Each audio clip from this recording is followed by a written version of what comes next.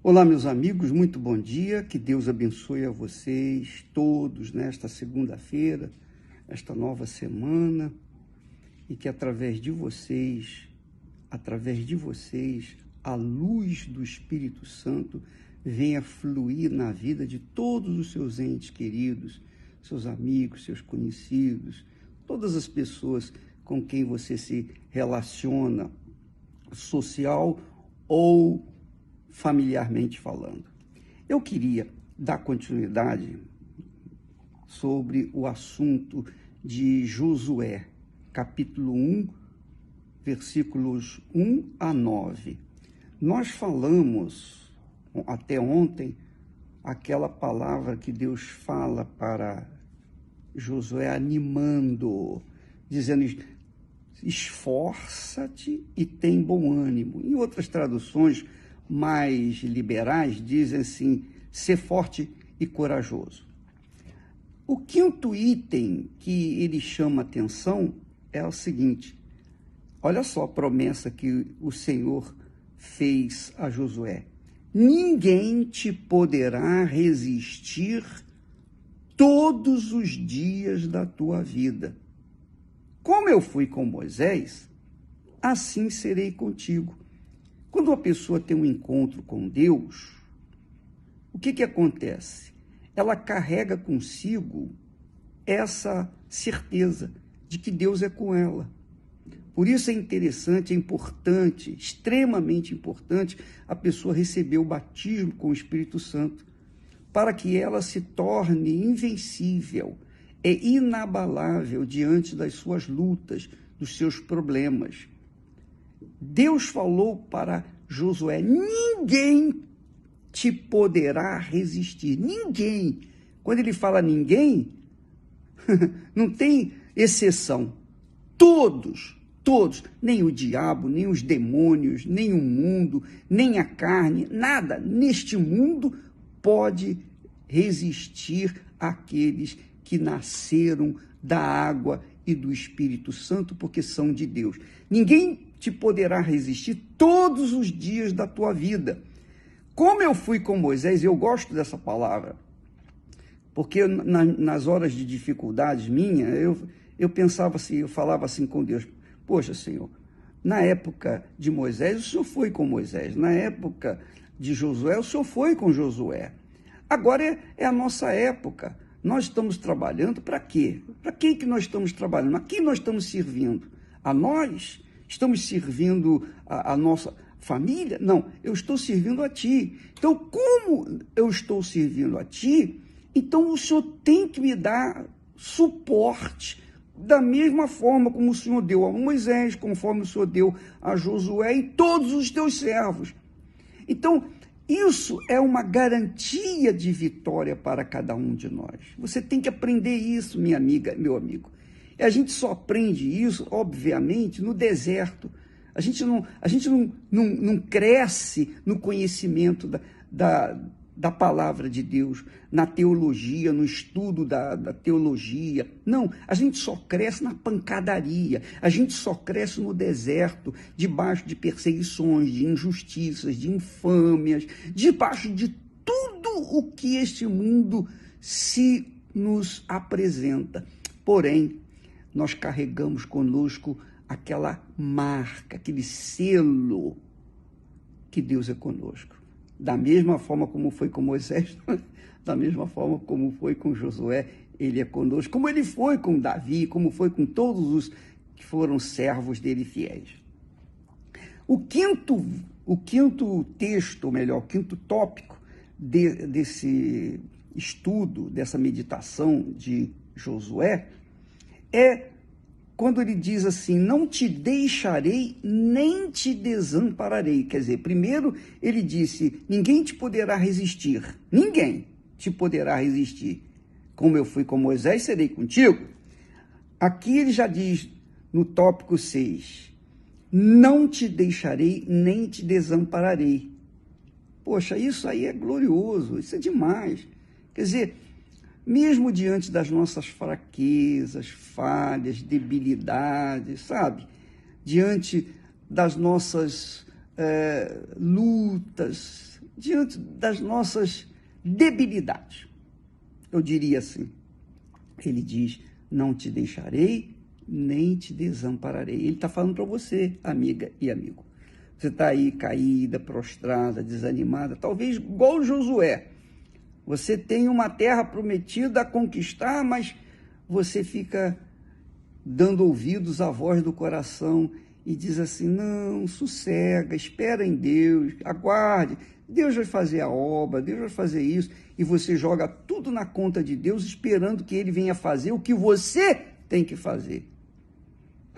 Tem coisas, minha amiga, que ninguém pode fazer por nós, nem Deus. Somos nós mesmos que temos que fazer. Eu tenho falado um exemplo muito vulgar, mas vale a pena falar aqui. Quando eu tenho dor de barriga, ninguém pode ir no banheiro por mim. É ou não é? Quem tem que ir sou eu. Ninguém pode comer por mim. Ninguém pode matar minha sede por mim. Somente eu posso buscar água, somente eu posso ir no banheiro, somente eu. Porque a necessidade é minha. Então, a sua necessidade, você tem que correr atrás. Deus nos deu fé para que nós a usemos como ferramenta de combate, de ataque e defesa, para que nós mantivéssemos ou mantenhamos a nossa salvação. O tópico seguinte é o seguinte, a herança com juramento, porque Deus promete aqui, dizendo assim, porque tu, Josué, farás a este povo herdar a terra que jurei a seus pais lhes daria. Então Deus jurou que nos daria a terra prometida. Então a terra prometida é a salvação. Já disse, eu não espero, jamais vou esperar que Deus venha me contemplar com a terra física, com as conquistas materiais. Não, isso é muito pouco para mim. E também é muito pouco para Ele me dar. Apesar de toda a grandeza da terra, a glória da terra, a beleza da terra, aqui é muito insignificante para mim. Eu penso em algo superior e eterno, porque tudo que é desse mundo tem prazo de validade, mas o que é eterno é eterno. E Deus é Pai eterno. E quem é filho dele é filho eterno. Não esquece disso, não. Então, vale a pena você lutar, vale a pena você ser perseguida, caluniada, odiada, injustiçada. Vale a pena todos os problemas, porque nesses problemas você cresce, você se torna maduro na fé, e é isso que importa. E a promessa está lá. Porque tu farás este povo herdar a terra que jurei a seus pais lhes daria. Agora, outra coisa que Deus falou, o seguinte tópico, o cuidado de obedecer, fazer conforme toda a lei, faça conforme toda a lei que meu servo Moisés te ordenou. Obviamente que hoje, nos dias de hoje, Deus fala para a gente fazer conforme toda a palavra dele. Porque toda a palavra de Deus, que eles chamam de graça nos dias atuais, na época cristã, na verdade é a palavra de Deus. A palavra de Deus, quando a gente obedece a palavra de Deus, seja do Velho Testamento, do Novo Testamento, não importa, é a palavra de Deus, não muda, Deus não muda, é imutável. Então, é claro que tem algumas ordenanças da lei que nós não cumprimos, que nós não fazemos, que é uma ordenança para aquele tempo, para aquela época, para aquele povo. Hoje as ordenanças são diferentes. Aliás, hoje as ordenanças são mais difíceis do que eram no tempo da lei. Quem fala assim, eu não vivo mais na lei, eu vivo na graça, como se a graça fosse de graça. Nada disso, minha amiga. Na lei, era olho por olho, dente por dente. Aquele que matava também teria que ser morto, na lei. Agora, na graça, Jesus diz assim, Orai pelos vossos inimigos, amai os vossos inimigos. Você já pensou amar um inimigo? É forte demais. Se alguém te der uma bufetada numa face, dá a outra face. É fácil isso? Claro que não. Perdoar é fácil? Não, pouco é fácil. Então, na lei, isso tudo era banal. Jesus disse assim, se você olhar para uma mulher, só olhar para uma mulher com uma intenção impura, já pecou contra ela.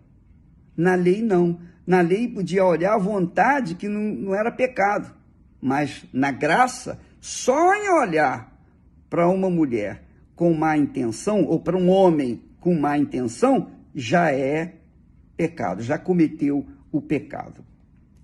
Agora eu queria chamar a atenção para o 9º tópico, que fala, quando Deus fala assim, dela, quer dizer, da lei, hoje da palavra, não te desvies, nem para a direita, nem para a esquerda, para que prudentemente te conduzas por onde quer que andares. Eu queria fortalecer esse pensamento aqui. Deus fala para Josué, olha, não te desvies da lei naquela altura, nem para a direita, nem para a esquerda, para que prudentemente te conduzas por onde quer que andares.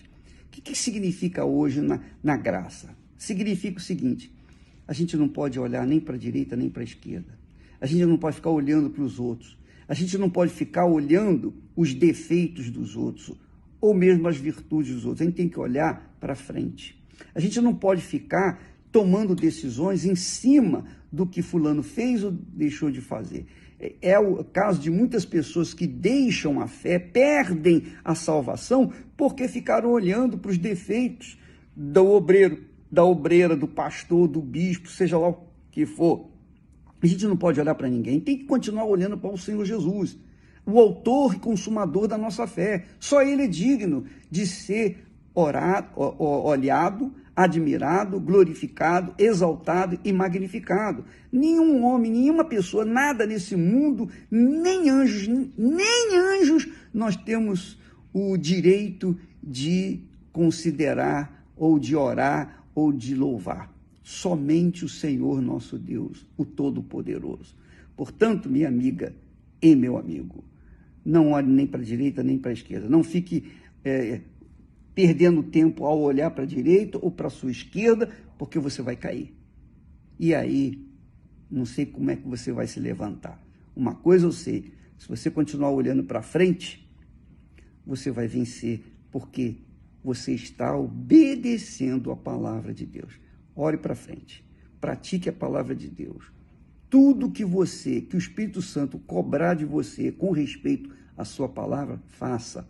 Vá em frente, porque Ele é contigo, Ele será contigo, enquanto você estiver olhando sempre para frente. Porque se você quer conquistar a terra prometida, você tem que olhar para frente. Se você quer conquistar a salvação, você tem que olhar para frente. Se você olhar para frente, para o lado, não vai dar certo. E Jesus disse até, inclusive, olha, aquele que põe a mão no arado e olha para trás, não é digno do reino dos céus. Não é digno.